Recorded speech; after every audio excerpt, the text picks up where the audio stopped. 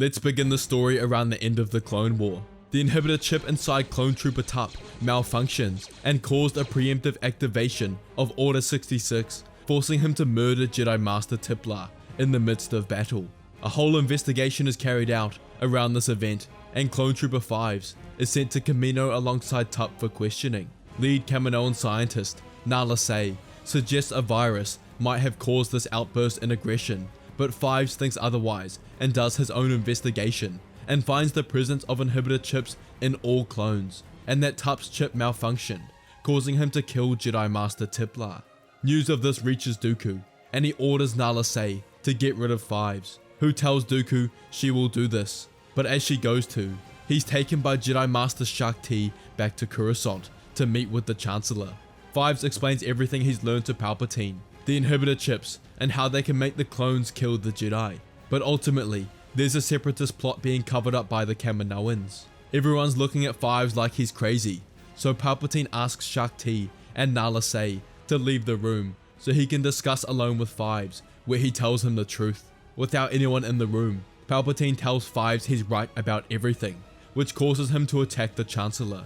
He's just learned about the plot against the Jedi from the Chancellor himself. He wrestles a blaster off one of the security guards and points it at Palpatine. But as he goes to finish him off, Shaak Ti enters the room and pushes him off with the Force, and 5s makes his escape. But this gives Palpatine the chance to manipulate the situation, telling Shaak Ti that 5s must have gone mad without his inhibitor chip. 5s escapes and moves around Coruscant, deciding on his next course of action. He decides his best move and meets with Anakin and Rex after contacting them through a fellow member of the 501st. They meet in a warehouse, but 5s traps them in a ray shield so he can explain everything to them and forces them to listen. He tells them the truth he's learned about the massive deception and plot against the Jedi, and it's all linked to the clone inhibitor chips and Chancellor Palpatine. That the chips can make the clones do whatever someone wants, even kill the Jedi. In the original timeline, in the midst of this conversation, the Coruscant guard attacks 5s and kill him. But in this story, Anakin would use the Force to break the ray shield and block the blaster fire heading towards 5s, and then restrain him. He orders the other clones to stand down, whilst 5s continues to spill what seems like nonsense to Anakin. He doesn't know what to think. 5s isn't acting normal, but is it because he's going crazy, or that the truth he's learned is so grand? The Coruscant guards say they want to take him back to the Chancellor, but Anakin objects, telling them what 5s is saying is a potential threat to the Jedi, so will be taken in front of the Council for their own questioning. Commander Fox, the leader of the Coruscant Guard, objects, but Anakin glares at him, which sends the message that this is non-negotiable. Anakin does this right away and stands beside 5s in front of the Council, where he tells them what he told Anakin about the plot to kill the Jedi, and that the Chancellor himself told him he was correct. The Jedi are very skeptical. They've been told that inhibitor chips make the clones less aggressive, and 5s removing his has made him more agitated and unpredictable, which aligns with what the Kaminoans have said. However, the threat of Jedi genocide cannot be ignored. Yoda looks around and tells 5s there is one way they can prove the legitimacy of his story, but it's not very ethical and will cause him a lot of pain.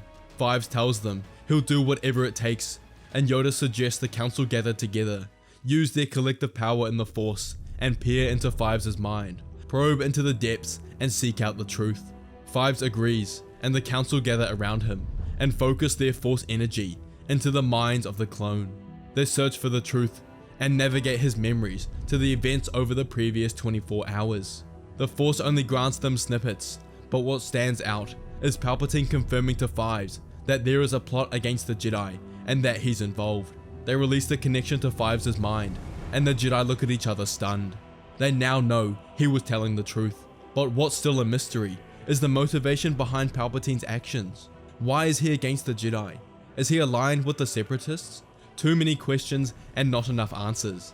They must be cautious about how they act from here on out. The fate of the Jedi Order might depend on it. They decide the best way to move forward is to feign ignorance, hand back 5s to the Kaminoans, and agree with their assessment that removing the inhibitor chip made him go crazy. But secretly they'll be doing their own investigation to learn the truth. The last thing they want is Palpatine realizing they know the truth and they can only imagine what would follow. They bring Fives back to the Chancellor's office and will await trial for attempting to assassinate the Chancellor. Palpatine and Nala Se thank them for this, and they conclude the matter is resolved. However, after Nala Se returns to Camino, she is shortly followed by Mace Windu, Obi-Wan and Shaak Ti to investigate the inhibitor chips further. They know the Kaminoans are involved in the plot against the Jedi and must find out why. However, in the Chancellor's office, Palpatine sensed the deception of the Jedi's actions and knew something wasn't right. They weren't acting normal, and there was only one reason for this. He's been watching the Jedi closely for decades, and they weren't acting normal, and there could be only one reason for this. He deduced they had discovered the truth about the inhibitor chips. He contacts Dooku and tells him that Order 66 will no doubt be discovered and that they have to rush forward their plans before the Jedi learn too much. This frustrates Palpatine, as he will no longer be able to seduce Anakin to his side, so must ensure he's destroyed in the Purge. The Council leaked the information they've learned to members of the Senate they trust, Organa, Padme, Mothma, and many more, and tell them about Palpatine's conspiracy against the Jedi and Republic, and give them all the necessary evidence and proof in case something happens. Windu, Shaak Ti, and Obi-Wan arrive on Camino and meet with the Prime Minister and Nala Se. They get the Kaminoans to explain the purpose of the inhibitor chips, and they spill the same lies they told before about aggression and obedience. But once they've finished talking, Windu tells them they know they're lying, that they know the true purpose of the inhibitor chips, to kill all the Jedi. He asks them directly why they would do this, and the Prime Minister stumbles over his words. Kenobi chimes in, asking if Sifo Dyas really commissioned the army over a decade ago, and if they know something about his death, it would be in their best interest for them to share this information. Shaak Ti tells the Kaminoans that they're not aligned with good people. Yes, they might be doing all of this for money, but how can they be so sure their allies will keep their side of whatever deal has been made? They are dealing with the Sith, the scum of the galaxy, who kill, slaughter, and destroy for no reason other than enjoyment. If they continue to ally with them, and their plans are successful, do they really believe the Sith will let Camino sit here peacefully with all the money they've given them? Wrong. They'll take it for themselves, with brute force as they always have. The Governor and Nala Se look at each other, with worried looks on their faces. The Jedi might be right. Windu tells them the Sith pockets may be deep, but the Jedi have been standing for thousands of years and can dive into their own pockets if necessary. The Jedi have attempted to corner the Kaminoans, explain to them why their alliance with the Sith will be their downfall, but have also given them an out, a chance to break this alliance with monetary incentive to do so. They successfully convinced the Kaminoans, who realize the depth of the mistakes they've made. They explain to them the truth about Tyrannus, who took over from Sifo Dyas and instructed inhibitor chips to be inserted into the brain of every clone, and explains the contingency orders, including Order 66, but also Order 65. They tell the Jedi they answer to Tyrannus, and whenever they need to send him anything, they send it to a secure facility on Sereno. The Jedi look at each other, and it all clicks at once. Tyrannus must be Count Dooku of Sereno, and the Sith are behind the clone army. This is significantly worrying to the Jedi. The Sith have been behind the Clone War from the very beginning, but now they have enough evidence to arrest the Chancellor on suspicion of treason. They head back to Coruscant and inform the senators they've allied with, Organa, Amidala, and Mothma, and others about what they've learned about the Kaminoans. Bail informs the Security Council, the group of senators in charge of overseeing the security of the Republic, and tell them about what's going to take place, and together, they all head towards the Chancellor's office, alongside more of the Jedi Council, with Anakin Skywalker, and go to arrest Palpatine. Windu stands next to Bail, and informs the Chancellor he's under arrest for suspicion of treason, and orders the clones to arrest him. But before they move, they hear thunder in the sky, as the entirety of the Separatist forces come out of hyperspace at once, and begin attacking the planet. In this moment of surprise, Palpatine uses the distraction to break his office window, enter a speeder below, and escape. Yoda and Windu are thrust into a state of panic. They didn't formally arrest the Chancellor, and thus, he is still viewed as the leader of the clone army. Whilst on Camino, they learned about Order 65, the order where if the Chancellor is deemed unfit for duty, he can be arrested, and if necessary, killed. They tell the Security Council, if the majority of them agree, they can execute Order 65 and remove Palpatine from the position of Chancellor, and thus, he could no longer execute Order 66. They must do this as soon as possible, before Palpatine connects to a comm station linked to the clones and executes Order 66. This is a race against time. Bail Organa agrees, and alongside other members of the Security Council, including Ainley Team, rush over to Palpatine's desk and executes Order 65 to all clones around the galaxy. Meanwhile, Palpatine rushes to the nearest comm center and connects to the frequency of the clones' comm links on the planet and goes to execute Order 66, but it fails. He was too late and Order 65 had begun. He had to change his strategy and take over the Senate by force and went to group up with Dooku and Grievous. Republic forces around the galaxy are ordered back to Coruscant, and all-out war rages above the planet. Yoda sends out a command to Jedi around the galaxy to return to Coruscant, as the end of the war will be decided with this battle. The Separatist fleet initiate their ground assault and send hundreds of droid tankers to the planet's surface, and they begin advancing towards the Jedi Temple.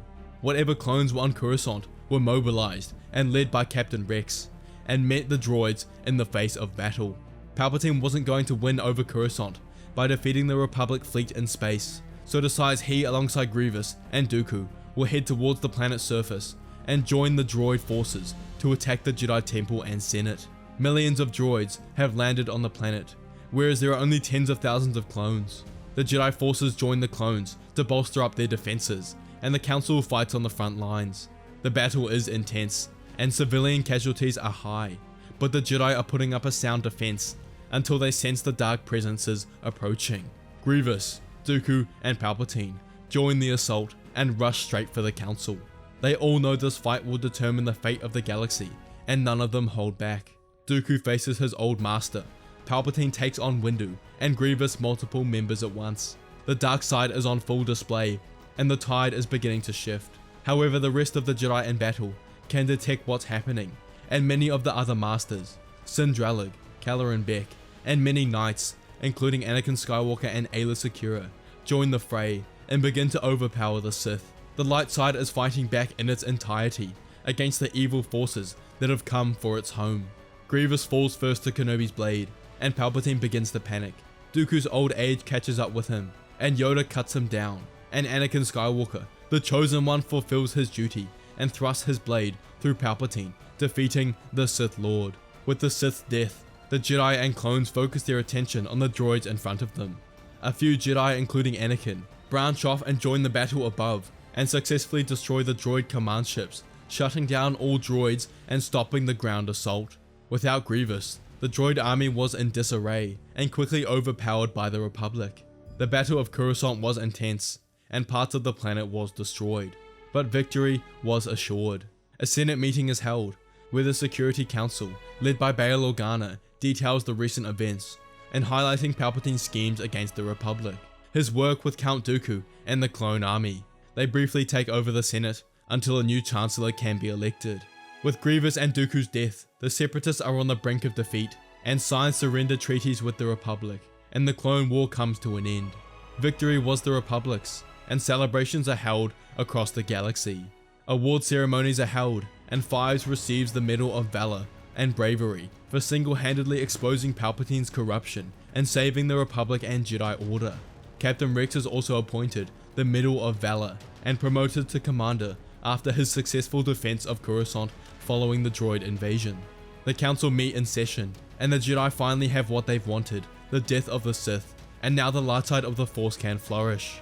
After the war ended, Anakin goes home to find his wife, Padme, where they spend quality time together and talk about their plans for the future and a potential life where they leave behind the Jedi and Senate. If you enjoyed this video, you have to watch What If Anakin Became the Emperor or What If Anakin Fought Palpatine. If you want to support the channel, consider becoming a member for only $1 a month to see thumbnails and video ideas before anyone else. Thanks for the support, and may the Force be with you.